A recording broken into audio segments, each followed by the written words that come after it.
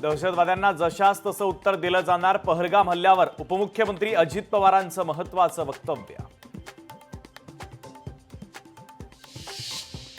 जळगावात जातीय जनगणनेच्या निर्णयाचं भाजपकडून जल्लोषात स्वागत, फटाके फोडत तसंच एकमेकांना पेढे भरवत साजरा केला आनंदोत्सव.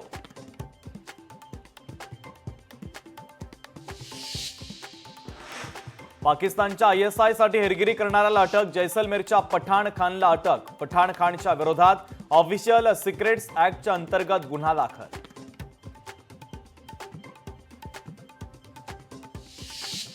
जगामध्ये राष्ट्रवादी शरद पवार पक्षाला धक्का, राष्ट्रवादी युवक काँग्रेस जिल्हाध्यक्ष उमेश पाटील यांनी दिला अध्यक्षपदाचा राजीनामा.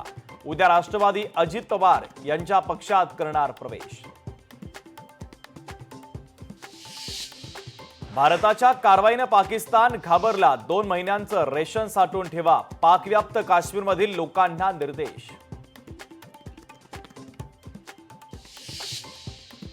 पुणे विमानतळावर चोरीची घटना, प्रवाशाच्या बॅगेतून 1.5 लाखांची रक्कम लंपास, दुबईवरून आलेल्या प्रवाशाचे पैसे चोरीला.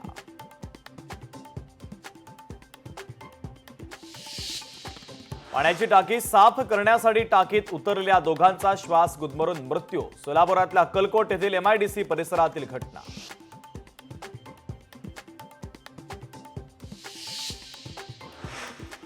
सातबाऱ्यावरील कालबाह्य आणि निरुपयोगी नोंदी हटवण्याचे महसूल विभागाचे आदेश, तर ही मोहीम शेतकऱ्यांच्या दृष्टीने अत्यंत महत्त्वाची ठरणार.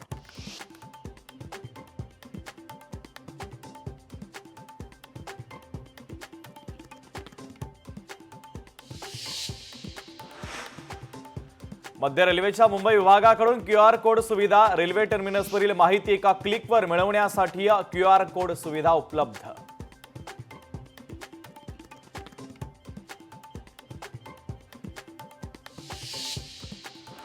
रोहा नगरपालिकेच्या पाणीपुरवठा अभियंत्यांना मारहाणीची घटना, CCTV कॅमेऱ्यामध्ये कैद. मारहाणीच्या घटनेचा कर्मचाऱ्यांनी केला निषेध.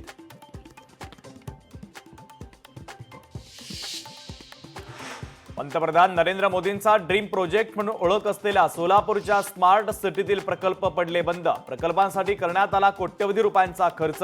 महापालिका प्रशासनानं याकडे लक्ष देण्याची सोलापूरकरांची मागणी.